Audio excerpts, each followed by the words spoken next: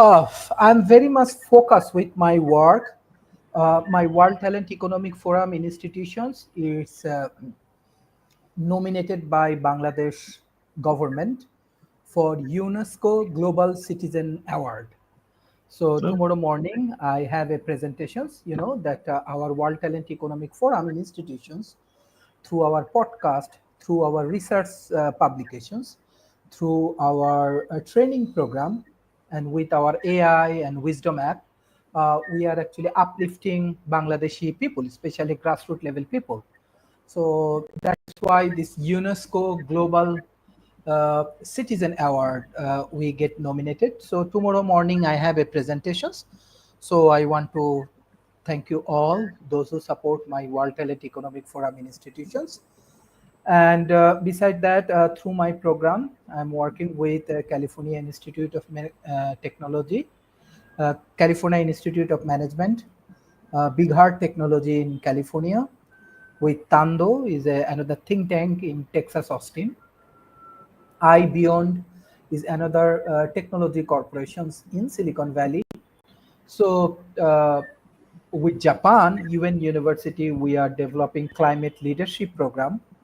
Uh, Also, we are taking real actions in South Asia with our seminar and conference, with our scientific innovations, with capacity building. So I believe that this kind of open dialogue, if it go with a framework of different regional program, let's say the South Asian regional problem, or Asian regional problem, or European regional problem, or African regional problem, or South American regional problem, that can be helpful for our audience. Otherwise, I respect you all, but too much of Trump and Trump oriented discussions actually meaningless for my audience, because every day I share my discussions and all of the things. I want to be productive, I want to be innovative, and I want to be uh, helpful for my grassroots level communities. So thank you It, for your support. it's tough because Trump floods the zone. He does so much stuff it's tough not to talk about him. We can talk about something that's Trump adjacent. We can talk about the U.S. economy, where household debt in America reached a record high of the average household, including their mortgage, owes $152,000, which is a high in absolute terms. Um, it's the second highest level ever in inflation adjusted terms, behind 2008, which isn't great news because if you remember 2008, we were in the middle of the biggest recession since the Great Depression. Um, and Trump replaced the jobs numbers lady with a guy who was the head jobs guy for Project 2025. So you know, he's completely compromised. The numbers coming out of that division from now on aren't trustworthy.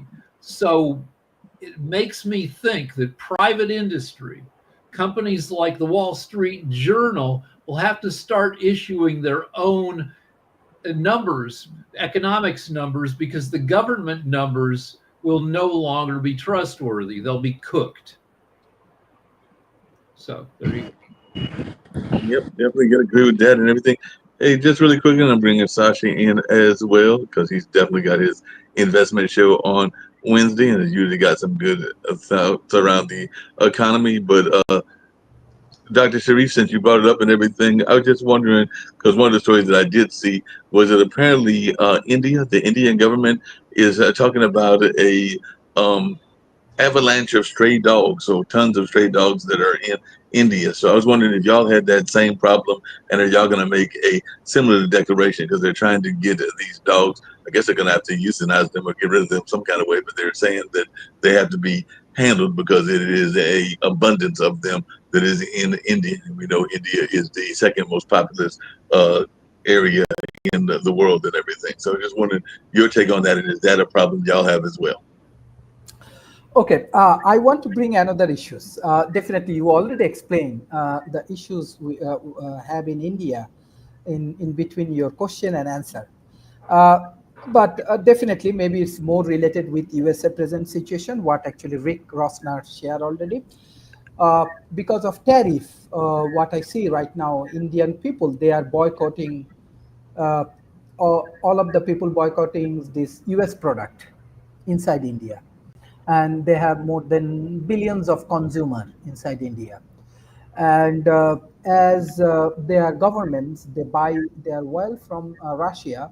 India also trying to make an alignment with this Russia, also China. So if you see this largest economy, India, China, Brazil, Russia, uh, and they come to the BRICS, and BRICS they make it very powerful. On the other hand, in some point, Canada or maybe some countries from European Unions or Asia or Africa. Africa already get a lot of support from China. Uh, I do not know what is the point of this tariff and all of the negotiations and everything. I'm observing in South Asia, especially India, heavily boycotting USA. Even Trump trying to threat few of the issues, but India looked like very strong. Even though Pakistan army chief he visit India, USA, and from USA he actually threat with his nuclear power to India. What we see heavily come to the media and all of the places, but it's look like uh, with tariff and all of the issues, small country like Bangladesh, definitely we are very small country, like Vietnam, like Nepal, like African countries, or these are the small countries. They may agree with Donald Trump and all of the things, but the big countries like China, like India, Russia, Brazil, and many countries, I think it's look like USA losing their positive momentum with this tariff. So the question for Sasha on that. So there's a Moody's economist who says that he sees three major warning signs that the U.S. is about to move into a recession. Do you? All these signs are tied to job levels. Do you agree? And if the U.S. goes into a recession, does it take the rest of the world with it, or has Trump done such a good job isolating the U.S. that the world can survive the U.S.'s recession if that happens? Very interesting question. There are good chances for US falling into recession. The rest of the world, it depends what countries. I mean, some countries are very wealthy, like, for example, Luxembourg, who is number one in wealth per capita. I don't think that this country will go into recession. Even top countries like France, Germany, I really don't see why how they're going into recession. Probably not. Countries like Russia, it's in permanent recession, and I would even say depression most likely. Uh, Asian countries, uh, probably not. You know what's happened here is I can see that a lot of countries in Europe, in Asia, including Australia, they're making new associations which do not include United States. So there are a lot of new trade agreements are being now signed, arranged, which do not include United States. So therefore, the for these countries to become victims of U.S.-born recession, uh, quite minimal. I would say most likely they will not. Some countries maybe, but as a whole, no, they will not fall into recession. So the Ukraine war, a ton of countries in Europe are increasing the amount of money they spend on defense from 2% on up to 5% because they're legitimately nervous about Russia. Does this help their economies? All this spending?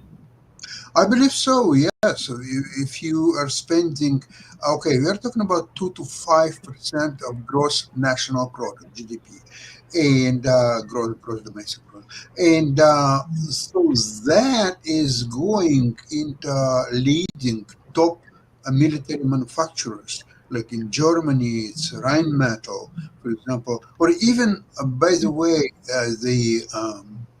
for a while, the shares of U.S. top military producers, they went up, considering that there will be a lot of new orders from Europe for the war with Ukraine, which will be placed among American manufacturers.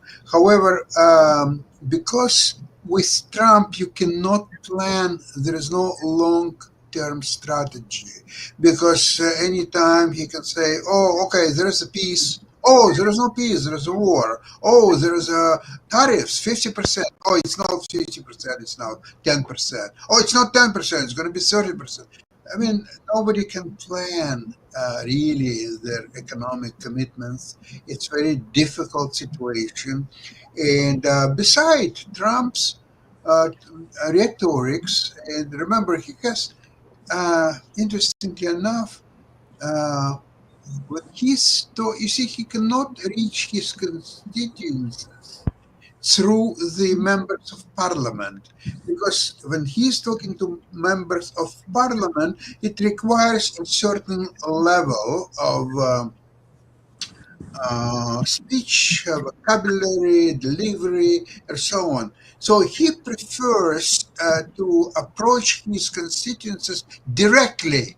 So then he can talk on a level of a 12 years old boy, because his constituencies are 9 years old boys. So that makes him very easy to deliver, to say something what he really wants to say. And for his listeners, they will listen and they will laugh and they will applaud to him and so on. For example, in a press conference yesterday, he said that, of course, Russia is a great army.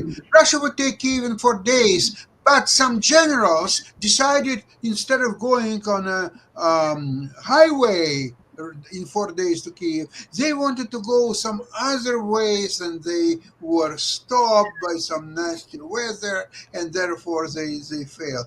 What kind of talk is that, idiot? It's a 12, not 12. I don't want to even abuse 12 years old. It's a 9 years old talk, really. Yeah, can I just go back a bit? I agree to what Dr. Sharif said. The reason why there's a lot of talk about Trump is that he's the most powerful man on the earth. What he says, what he does is important. Okay, that's why. Like I mentioned before, you got on, presidential scholars and historians have continuously placed Trump at the very bottom. I'm going to be charitable, say, the bottom 5%, some at the very bottom of these surveys, for a good reason. So I know some would like to kind of minimize, his impact. He is very important, and we have to continuously repeat what he's doing. He's a dangerous fool that will harm people. When he first became president in his first term, I would criticize, on my Facebook, and I would have some friends say, why do you criticize him? He's not hurting Canada. Who cares? Okay, they're idiot. He's an idiot. He's gonna hurt maybe. And I said, eventually, these idiots will harm other countries, if not the rest of the world. And I think I was proven right. Yeah. So, Can I add something? I'm just observing this Forbes recent world most powerful people list. Who is number one? Number one, Xi Jinping. Then number two, Vladimir Putin. Number three, Donald Trump. Number four, Angela. Number five, Jeff Bezos. Bill Gates, number 7. Number 8, Mohammed bin Salman. Number 9, Narendra Modi. Number 10, Larry Page. I don't know what powerful people you are talking about. Thank you. Hey, Sasha, just really quickly while I'm thinking about it. You don't think? Hold on. I would try to put myself off mute just to respond to that. You don't think go ahead. Trump is one of the most powerful men on earth? I do not say my comments. He I just just said on the Forbes list, he's number 3 behind Jinping and Putin. and Putin. Yeah. I'm just sharing this information. I'm Yeah, not talking about I'm just what as I'm not critical thinking. of Mr. Putin. I'm talking about what Forbes say. What I'm not discussing my thoughts. I'm Okay. just sharing the Yeah, no, Forbes so but it's subject matter. You have to understand different culture. If you have to understand different issues, maybe Xi Jinping, we never discuss about him. He's the number 1 powerful according to Forbes. Let's discuss about him, because I'm sorry to say, maybe you do not have enough knowledge about his power. That's Maybe, I don't true. But also the trouble with it's a problem how much Trump dominates the news cycle and our thinking. And we have to talk about him in America, at least, because there's nothing else to do at this point, because the Democrats are out of power until next year at least. And so people yell at the Democrats for not doing anything, but they're outnumbered in the Senate and the House. And one of the few ways to try to hold Trump to account is to talk about him in the media. For instance, twice in the past 2 days, Trump has said that he's going to Russia to meet with Putin. And he means Alaska. And Alaska is not part of Russia. And Jake Tapper made his career recently out of noting every time Joe Biden said something that indicated maybe he was losing it because he's old. Here's Trump saying that he's going to Russia, meaning Alaska, saying that twice, and everybody's yelling, "Hey, Jake Tapper, point that out," because that's like really confused talk. It wasn't confused, no. It's a Russian narrative that, in fact, Russia never sold Alaska to United States. It leased it for 99 years. The lease is now over, and therefore Alaska has to return to Russia. So when this is Putin's Russian narrative, and Trump intentionally repeats it, while this theory is debunked long time ago, there was no lease. It was an outright purchase for something over $7 million at that time, of course. And so therefore, Alaska is rightfully 100% American territory. And he intentionally, following Putin's narrative, he intentionally makes this mistake. So what can we do besides talk about it? It's depressing to talk about Trump every day. When I was working on a comedy show, it was sad and depressing to have to talk about Michael Jackson every day when he was on trial, all his troubles. When Britney Spears went crazy for a while, it was sad to have to figure out whether to talk about her every day. And of course, Trump is more important than Britney Spears or Michael Jackson, and we have to deal with him every day, and it's annoying. It's really, Dr. Sharif, I share your frustration.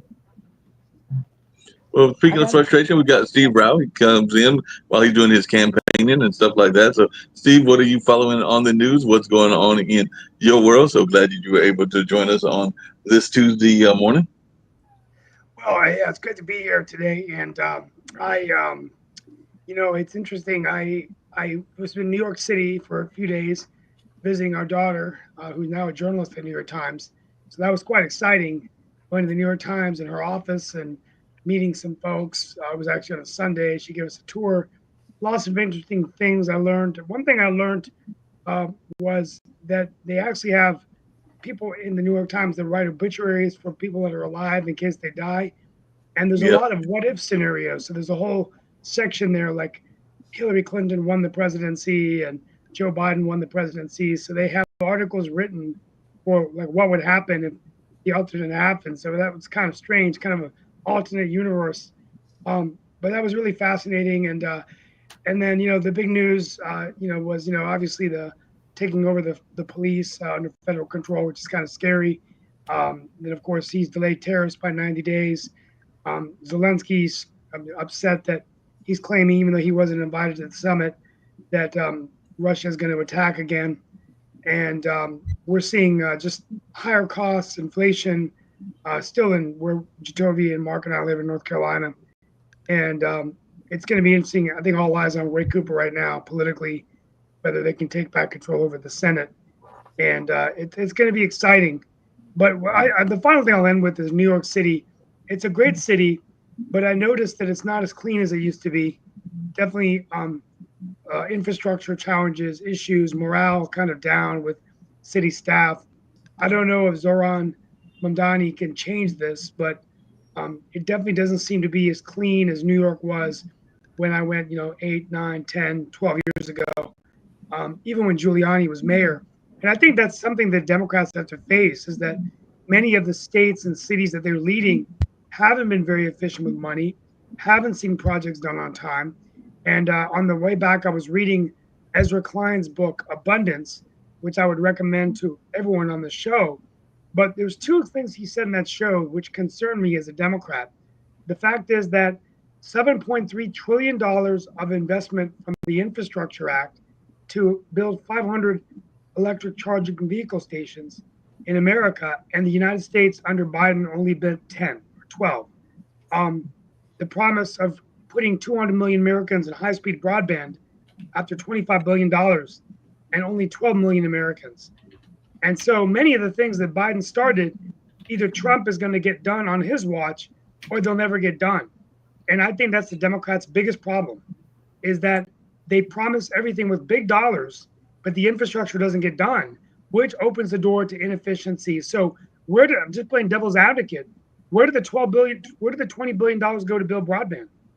Where did the $1 trillion go to get the electrical charging stations? And that goes right into Trump's wheelhouse. And that's why Donald Trump is the president. And I believe if the Democrats don't change their tune, they will lose the presidency again in 2028. I think the most important thing is that Democrats don't understand the making of Donald Trump. There was a book like that. His mentor was a lawyer by the name Ray Kahn. And his method, which he advised Trump, and Trump learned very well, is always attack, never stop. Keep attacking, and attacking. So if Democrats think that, okay, so Trump is now done all this, okay, maybe he'll do a little bit more here, a little bit there, but then we will go into election. No, it will not stop. He will go from one thing to another, and there will be no stop unless Democrats will find a way how to fight, and the fight is to talk to their electorate. If there is electorate, maybe Democrats don't have any electorate. Maybe all people abandon Democrats and say, hell with you idiots. It's Trump, it's Republicans. The end of story. If that's the case, then they have to hide and they have to maybe even move to another country. Now, if there is still constituency, they have to activate it, explain their point of view. Okay, Rick, go ahead. So here is the updated electric vehicle charging number. It isn't 8. They've as of 9 months ago, this article is 9 months old, there were 214 completed charging stations, another 25,000 in progress, because it takes years in some places to get approval, to get them built. And the goal was 500,000 charging stations by 2030. Trump has since shut down that funding, I believe, taking away $3 billion. So we're still going to get more than 100,000 charging stations, probably eventually, out of this infrastructure bill, but not as many. That's the irony. Just to point out a couple of things real quick. One, Dr. Sharif, the reason why we talk about Trump a lot is due to the fact that he normalizing a lot of the things that he does, because he does a lot of controversial things. That becomes a problem. Hence the reason why, talking about the tariffs which affect your country as well. Talking about those is an important issue because that is not a normal process.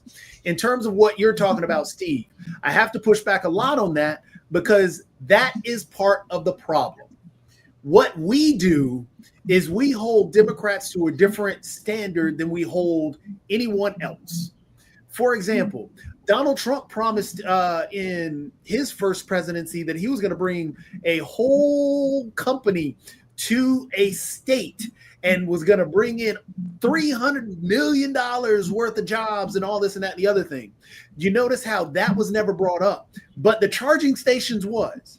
That is part of the problem because we forget about holding the Republican Party. For example, right now, the complaint coming out of Texas is that the Texas Democrats have run away and they are not doing their job, which is incorrect because really the actual voters in Texas did not vote to redistrict. They can pull the redistricting map off the table and the Texas Democrats will come back. So the messaging is our problem. That is the biggest thing, not what has been promised, not what does or doesn't get done. It is the fact that we allow the messaging to run rampant. For example, there were 100 plus people died in the Texas floods. But we're talking about the redistricting as the most important thing in Texas. We're talking about, oh, well, the Democrats are holding up funding for that. No. That's not who's holding up funding. The actual governor is.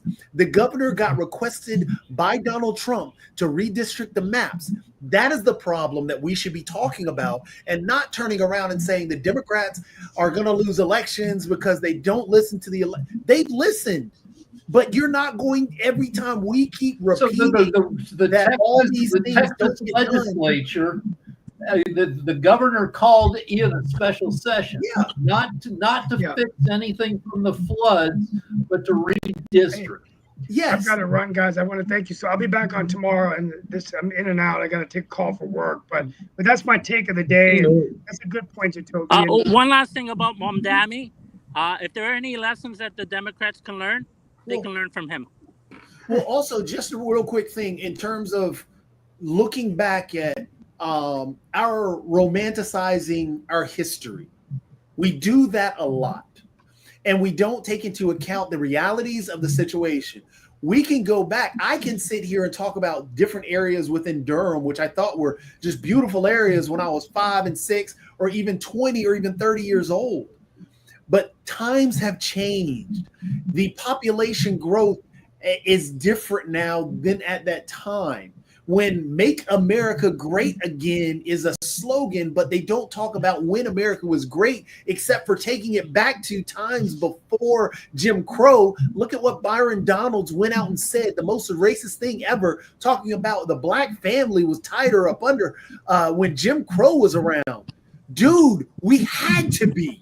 So and don't give tax breaks, don't give tax cuts to the rich and the elites again. But that's the reminiscing that we have to get out of because, for example, they're dirty. I mean, some of the cities and towns with the highest murder rates are Republican towns, but we don't talk about those. We allow Trump to do the whole narrative that Washington's not even in the top 10 in terms of crime capitals.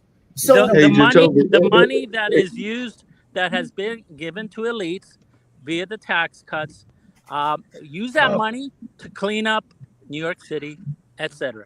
Come on. New York. That's a great way. That's my last point I want to make. That's my last point. The irony is that that's a great point that John has made. That one of the theories of abundance is that an economy only grows if you have more things, and it grows in different areas. Like jobs. But where it's kind of the irony in the United States today is that 40 years ago people could afford to send their kids to college, but they couldn't afford a TV. But today they can buy a flat screen TV, but they can't send their kid to college. There's an abundance of resources and money in the system, but that money isn't being invested in the right places in housing, healthcare, these kinds of things. And so America, because the government, the money is given to elites. Well, hold on a second. Hold on a second. City, I'm wearing my Yankee shirt. You go to New York City, not because you're rich, because you want to flaunt your wealth. And the people that are there can't make it. And remember what Sinatra said, if I can make it there, I can make it anywhere. New York. Right. That's that whole notion. But Steve, just really quickly, along those same lines, And actually, our mayor here in Durham brought this point up and everything. Actually, the cities that have had a crime rate decrease actually are the ones with black mayors, and that's the ones that actually Trump is going after, because he's going after Durham, he's going after DC, and actually, if you look at the statistics, the crime rates have actually been coming down, violent crime rate in those cities with black mayors. That's something that Leo brought up recently and everything. Go Yankees! Go Yankees! I'm a Yankees fan now. Love it. And All right, I got to call you. I'll be back 10. tomorrow. Thank you so much. Thanks. 9 out of the 10 most dangerous cities in America are under Republican control. Now, New York City had dirty times. My wife and I lived there in the 80s. It was dirty. It had a smell. There was people barfed all over the place. There was, but it was really exciting. You just had to wash your hands a lot. And then my kid lived there in the 2000s, and it was really clean. Now I guess it's back to being a little dirty again. But it's clean or dirty, it's always a great city. And when it's dirty, you get to see giant rats, which are exciting to see. Jacoby, there's a problem within the Democratic Party, and we just saw an example. They seem a little hesitant to continually criticize. Again, these tax cuts, that's got to be the message. It's given to elites. It's not given to the poor. He's removed money from Medicaid, and we have, a potential candidate who was just on the show here. Come on. But John, make it easy for American people to understand what's happening. Money is being missed, and it's been going on for decades. Away from the poor to the top 1%. That's got to stop. Otherwise, you're going to continue to experience problems. I'll take it even further. John, I agree with you. At this point, I agree with you, John. I'll take it even further. And this is why, again, the problem within the Democrat Party is that always trying to play the nice, and we've got to all be friends, and I'm always going to self-deprecate because, oh my goodness, I want to make sure that you like me, and I hate it too. No, I'm sorry. We should not normalize the fact that Donald Trump's own administration went to the Supreme Court to ask if they can racially profile. They went to ask. Los Angeles. Yeah, like yes, Los Angeles. They went to the Supreme Court to ask if they can racially profile through immigration to deport people.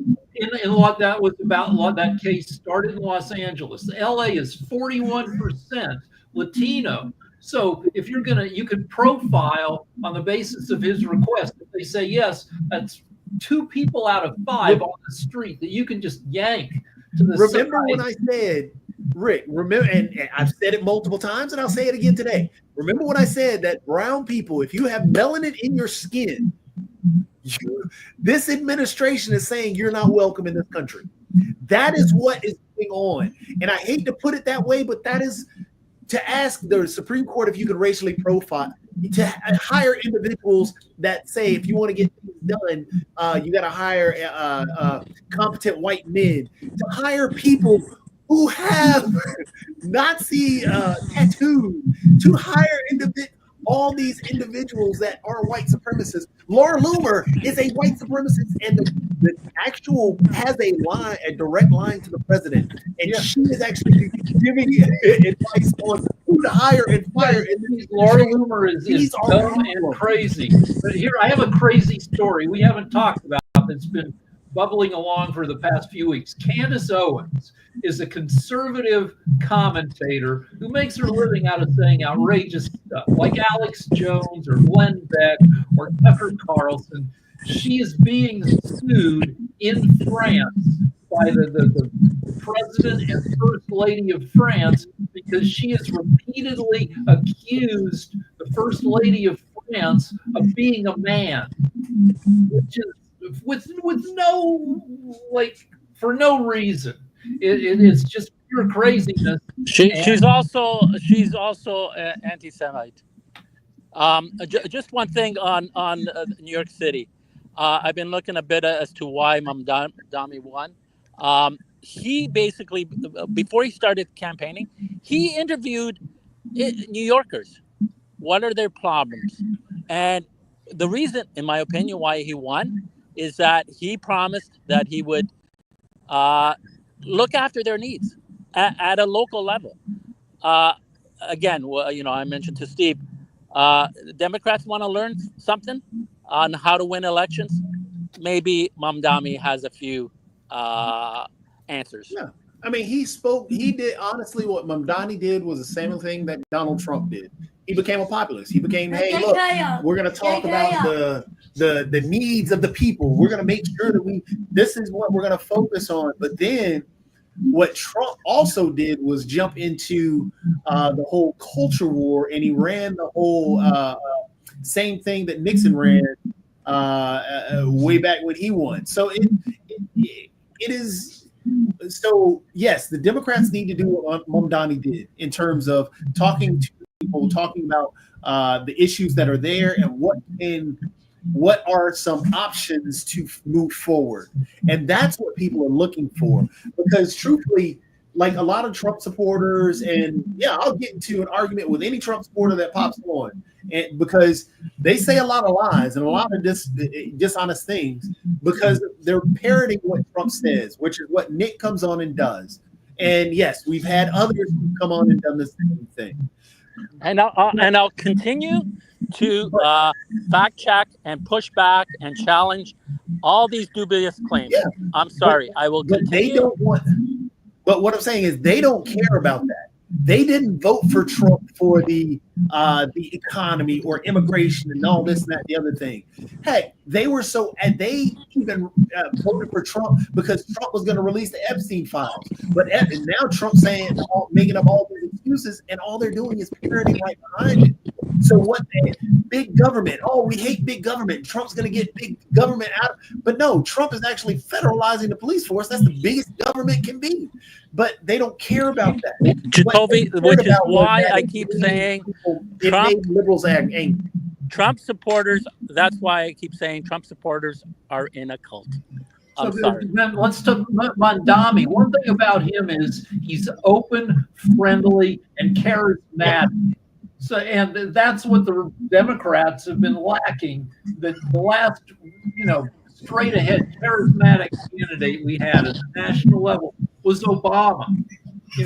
Unfortunately, Hillary got tainted with giving people. Rick, that's not enough. Yeah, he has that, but he's listening to New Yorkers and listening to their needs, what they're worried about, and he has solutions. Very specific solutions. That's why he was voted in. And that's why he brought in a whole new group of people that never voted before, because they like the message. Democrats at the national level can learn from that. Yeah, and in all honesty, that's Democrats down across the board, because they have to learn to speak just straight to the like Jasmine Crockett does a good job. AOC, Bernie Sanders, all of them have done a good job, but they're easy targets. The reason they're easy targets because they seem like outliers, because most of the Democrat Party is trying to play the nice game, and hey, we don't want to, or because what ends up happening is with the Republican Party, because they're great at messaging, they're great at turning around things and making people sound like, oh my gosh, Mamdani is trying to, he's a socialist, he's going to take all your money. He's never campaigned on that. Well, that's not really what he's doing. But that is what the Republican Party does is they are great at messaging. And then what ends up happening is that people hear that same repeated message, and then they buy into it. And then the Democrat Party are so adamant about, hey, no, we're going to defend this, and no, we're going to defend that. No, just speak your piece. Say what you want. Hakeem Jeffries is the most powerful Democrat, I think, in the country right now. Maybe he's the House Minority Leader, and he's pretty charismatic. What should he do? He seems very quiet.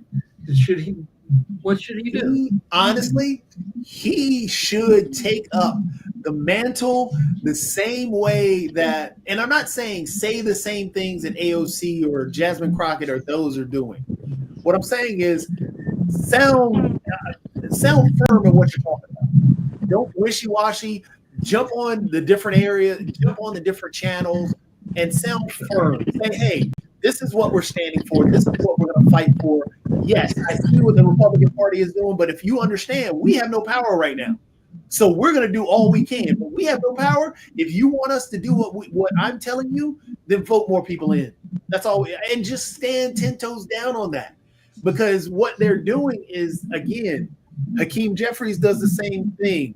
And this is what got Chuck Schumer into his problems, is the fact that they want to seem so kind of wishy-washy and without a backbone. No, stand up, fight for it. Go ahead. Take me to court. Okay, this is what I'm saying. Yeah, this is what we're going to do. Yeah, oh, you don't like it? Oh, well, this is why we're doing it.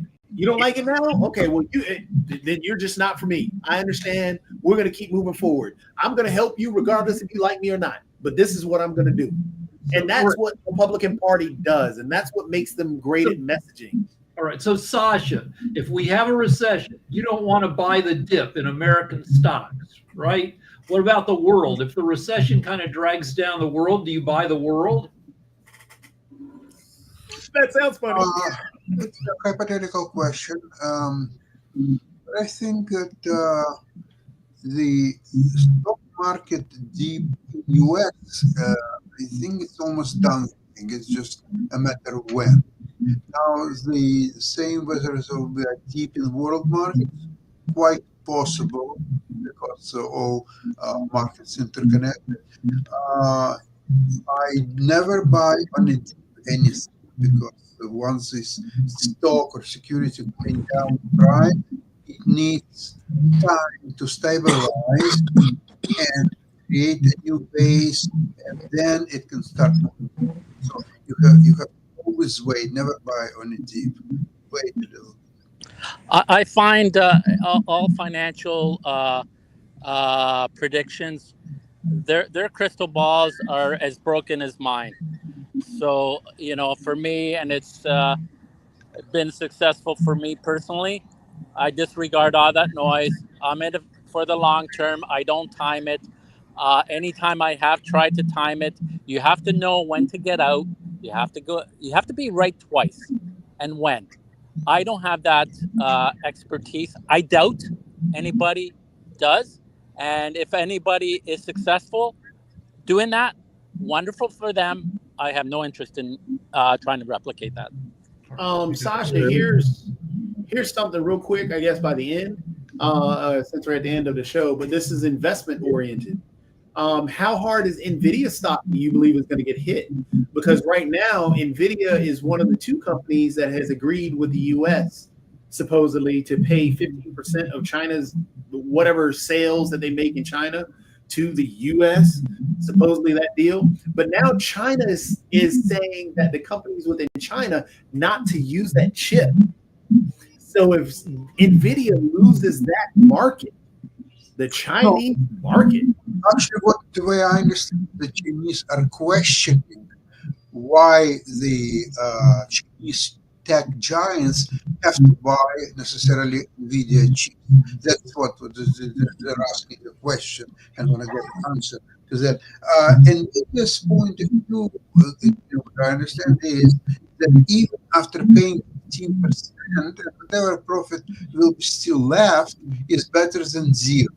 So the alternative would be not to sell at all, creating zero revenue, zero profits, or I can't even say agreeing. I don't think that Trump demanded 15% from NVIDIA and AMD.